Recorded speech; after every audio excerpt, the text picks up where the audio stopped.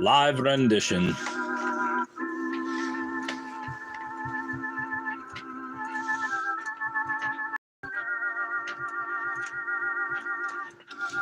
Black No More by George S. Schuyler, a 1931 Harlem Renaissance novel written by George S. Schuyler, obviously, who was a black conservative. Well, at least he became one later on in life. The book cover states a Negro doctor discovers how to turn black skin white. All the blacks in America turn white, whiter than white. So the whites have to turn off-white to show they rank those damn white. Self-censorship. To avoid I don't know what. It's not my writing. It's Mr. Schuyler's. So we are on chapter 7.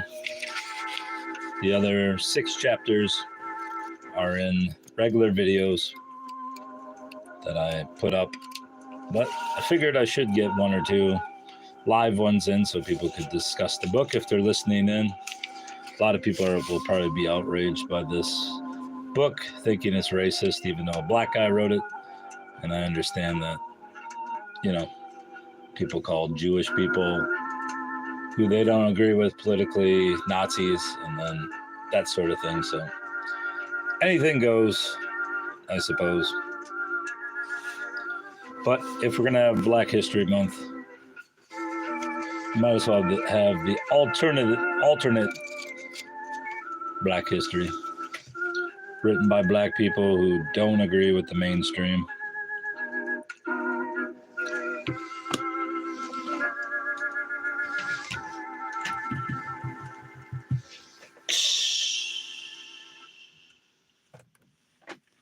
All right, bruv, I probably should have. Hey. Can't get ahead of yourself here, buddy.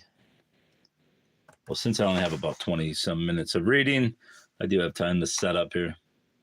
Not that you really care. I know you don't care. I'll probably move these books too, so I have some more natural light on the book. I will not. I guess I can use my own light source. There we go. We got live. Now I just need to put up a description. Then we can get on with the commencement of reading. Come on, Bubba. Load up. There we go. We got it. Put it in. Number 7. Save. Woohoo!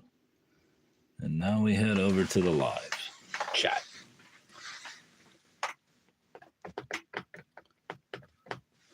Black No More by George S. Schuyler. First black written science fiction book in America. 1931. On June morning, oh Jesus, I already botched it.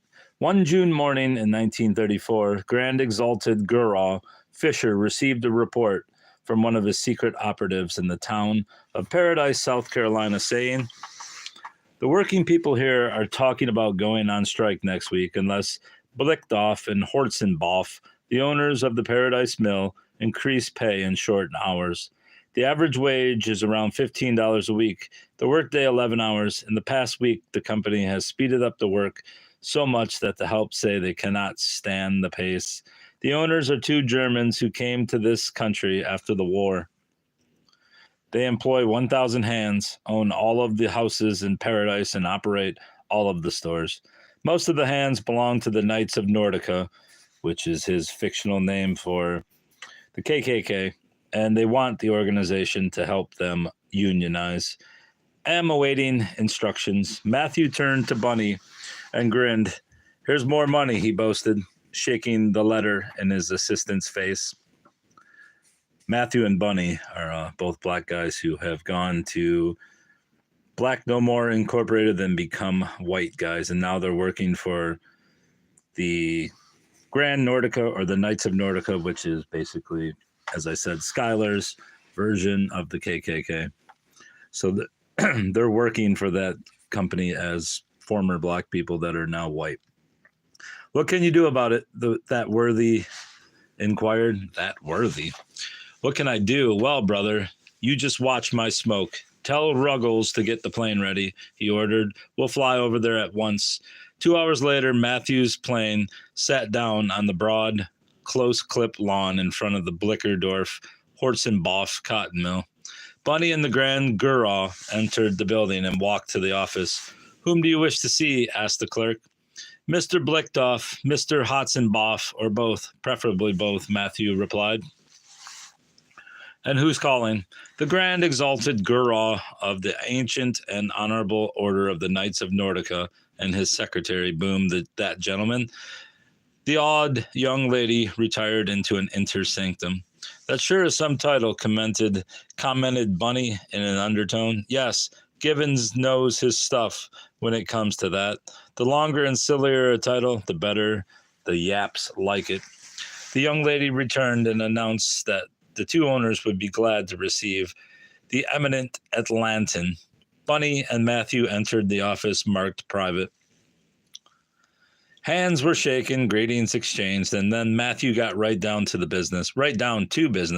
He had received contributions from these two mill owners, so to a certain extent, they understood one another.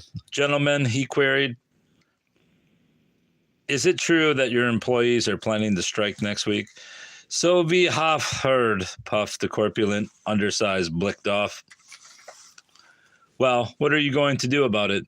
The usual thing, of course, replied Horzenboff, who resembled a beer barrel on stilts. You can't do the usual thing, warned Matthew. Most of these people are members of the Knights of Nordica. They are looking to us for protection, and we mean to give it to them. Why, we thought you was favorable, exclaimed Blickdorf. Unwilling to be reasonable, added Horzenboff. That's true, Matthew agreed, but you're squeezing these people too hard. But we can't pay them anymore, protested the squat partner. What we gonna do? Oh, you fellows can't kid me. I know you're coining the jack. Thanks, buddy. Tell all your friends. Oh, you fellows can't kid me. I know you're coining the jack, but if you think it's worth 10 grand to you, I think I can adjust matters, the Grand Gurrah stated. $10,000, the two millmen gasped. You've got good ears, Matthew assured them, and if you don't come across, I'll put the whole power of my organization behind your hands. Then it'll cost you 100 grand to get back to normal. The Germans looked at each other incredulously. Are you threatening us, Mr. Fisher? whined Blickdorf. You've got a good head at figuring out things, Blickdorf, Matthew retorted sarcastically. Suppose we refuse, queried the heavier Teuton. Yeah, suppose you do. Can't you imagine what'll happen when I pull these people off the job? Well, call out the militia, warned Blickdorf. Don't make me laugh, Matthew commented. Half the militiamen are members of my outfit. The Germans shrugged their shoulders hopelessly while Matthew and Bunny enjoyed their confusion. See ya, Bubba. How much you say you want? Asked Horzenboff. 15 grand, replied the Grand Gurrah, winking at Bunny. But you just said 10,000 a minute ago, screamed Blickdorf, gesticulating. Well, it's 15 now, said Matthew, and it'll be 20 grand if you babies don't hurry up and make up your mind. Horzenboff reached hastily for the big checkbook and commenced writing. In a moment, he handed Matthew the check. Take this back to Atlanta in the plane, ordered Matthew, handing the check to Bunny and deposit it, safety first. Bunny went out.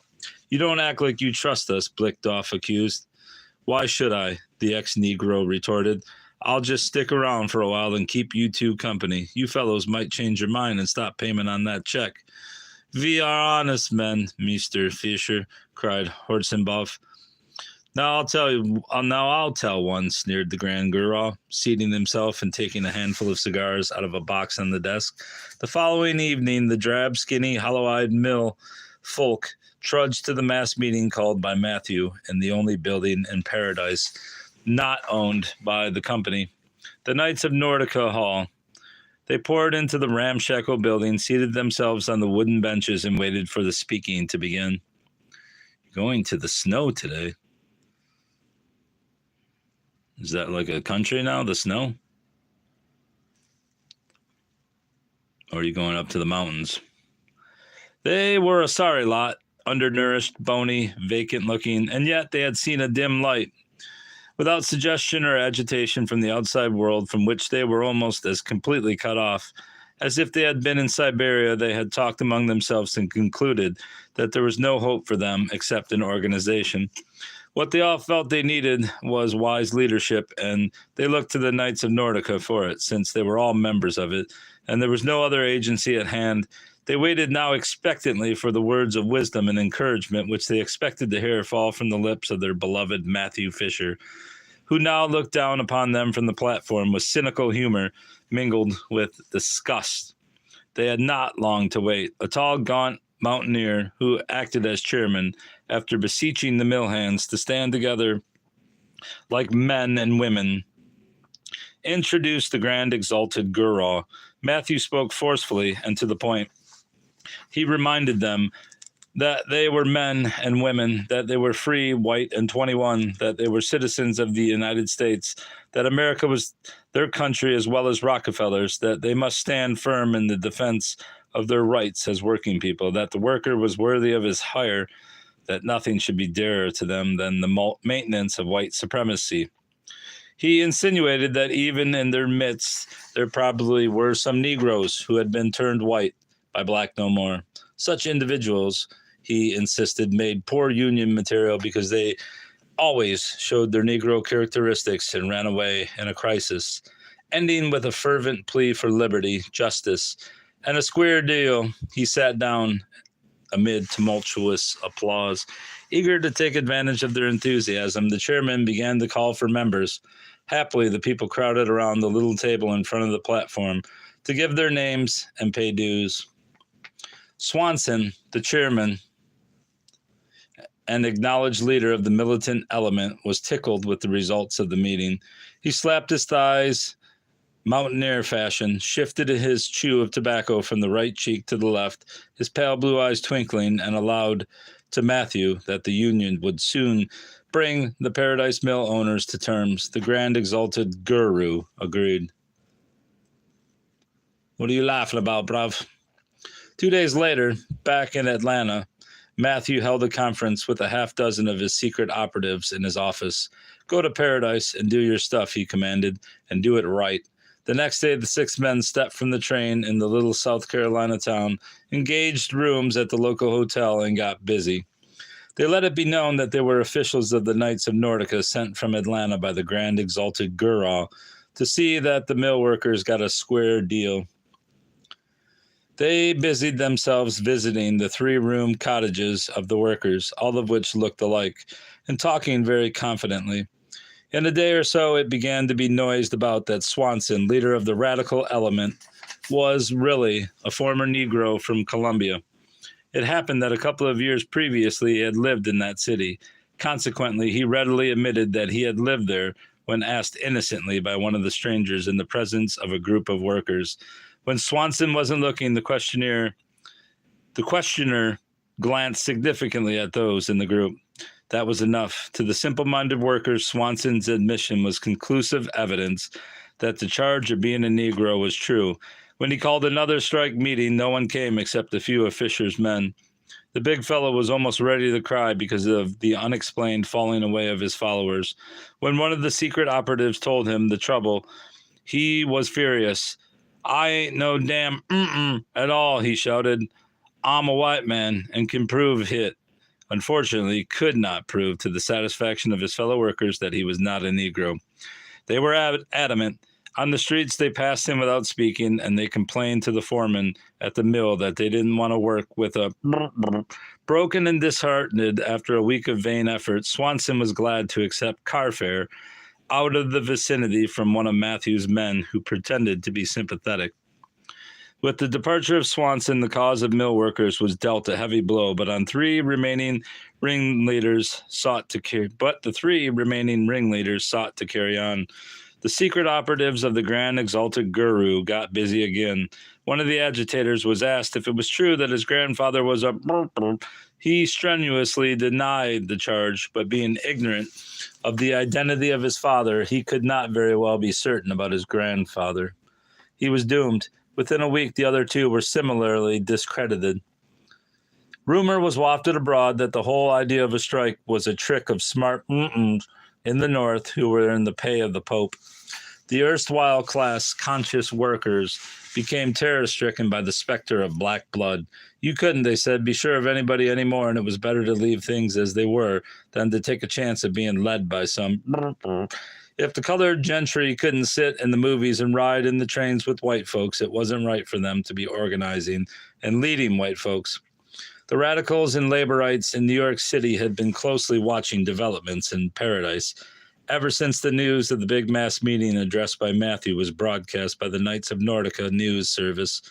When it seemed that the mill workers were, for some mysterious reason, going to abandon the idea of striking, liberal and radical labor organizers were sent down to the town to see what could be done toward whipping up the spirit of revolt.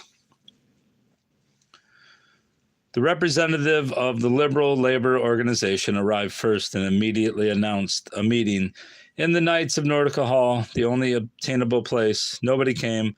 The man couldn't understand it. He walked out into the town square, approached the little knot of men, and asked what was the trouble. "You're from that there Harlem in New York, ain't you?" asked one of the villagers. "Why, yes, I live in Harlem. What about it?" "Well, we ain't a-gonna have no damn leading us, and if ye know what's healthy for you, you'll get on away from here," stated the speaker. "Where do you get that stuff?" inquired the amazed and insulted organizer. "I'm a white man." "You ain't the first white what's been around these parts," was the reply. The organizer, puzzled but helpless, stayed around town for a week and then departed. Somebody had told the simple folk that Harlem was the Negro district in New York after ascertaining that the organizer lived in that district. To them, Harlem and Negro became synonymous, and the laborite was doomed. The radical labor organizer refused permission to use the Knights of Nordica Hall because he was a Jew, was prevented from holding a street meeting when someone started a rumor that he believed in dividing up property, nationalizing women, and was in addition an atheist. He freely admitted the first, laughed at the second, and proudly proclaimed the third. That was sufficient to inflame the mill hands, although God had been strangely deaf to their prayers. They owned no property to divide, and most of their women were so ugly that they need have had no fears that any outsiders would want to nationalize them. The disciple of Lenin and Trotsky vanished down the road with a crowd of emaciated workers at his heels. Soon all was quiet and orderly again in Paradise, South Carolina. On the advice of a conciliator from the United States Labor Department, Blickdorf and Horzenboff took immediate steps to make their workers more satisfied with their pay, their jobs, and their little hometown. They built a swimming pool, tennis court, shower baths, and a playground for their employees, but neglected to shorten their work time so these improvements could be enjoyed. They announced that they would give each worker a bonus of a whole day's pay at Christmas time, hereafter and a week's vacation each year to every employee who had been with them more than 10 years. There were no such employees, of course, but the mill hands were overjoyed with their victory. The local Baptist preacher, who was very thoughtfully paid by the company with the understanding that he would take a practical view of conditions in the community, told his flock their employers were to be commended for adopting a real Christian and American way of settling the difficulties between them and their workers. He suggested it was quite likely that Jesus, placed in the same position, would have done likewise. "Be thankful for the little things," he mooed. "God works in mysterious ways in his wonders to perform. Ye shall know the truth, and the truth shall set ye free. The basis of all things is truth. Let us not be led astray by the poison from vipers' tongues." This is America and not Russia. Patrick Henry said, "Give me liberty or give me death," and the true red-blooded 100% American citizen says the same thing today. But there are right ways and wrong ways to get liberty. Your employers have gone about it the right way. For what, after all, is liberty except the enjoyment of life? And have they not placed within your reach those things that bring happiness and recreation? Your employers are interested. Just as all true Americans are interested in the welfare of their fellow citizens, their fellow townsmen, their hearts beat for you. They are always thinking of you. They are always planning ways to make conditions better for you. They are sincerely doing all in their power, so have very heavy responsibilities. So you must be patient. Rome wasn't built in a day. All things turn out well in time. Christ knows what he is doing, and he will not permit his children to suffer. O ye of little faith, let not your hearts store up jealousy, hatred, and animosity. Let not your minds be wooed by misunderstanding. Let us try to act and think as God would wish us to. And above all, let us, like those two kindly men yonder, practice Christian tolerance. Despite the inspiring message, it was apparent to everyone that paradise would never be the same again. Rumors continued to fill the air. People were always asking each other embarrassing questions about birth and blood. Fights became more frequent. Large numbers of the workers, being of Southern birth, were unable to disprove charges of possessing Negro ancestry, and so were forced to leave the vicinity. The mill hands kept so busy talking about Negro blood that no one thought of discussing wages and hours of labor. In August, messengers, Blickdoff and Hortzenboff, being in Atlanta on business, stopped by Matthew's office. Well, how's the strike? Asked the Grand Guru. Dot strike, echoed Blickdoff. Acht Gott, dot strike never come off. What you do, you rascal. That's my secret, replied Matthew a little proudly. Every man to his trade, you know. It had indeed become Matthew's trade, and he was quite adept at it. What had happened at Paradise had also happened elsewhere. There were no rumors of strikes. The working people were far more interested in what they considered or were told was the larger issue of race. It did not matter that they had to send their children into the mills to augment the family wave, that they were always sickly and that their death rate was high. What mattered such little things when the very foundation of civilization, white supremacy, was threatened? I can see we have a huge crowd to witness this unveiling of a classic from 1931. I don't know how long chapter 8 is. 145, 14 pages. Not too bad. Well, I guess there's no discussion on this. I thought it might be fruitful for whoever was involved, but I guess not. I guess not, bro. I guess not.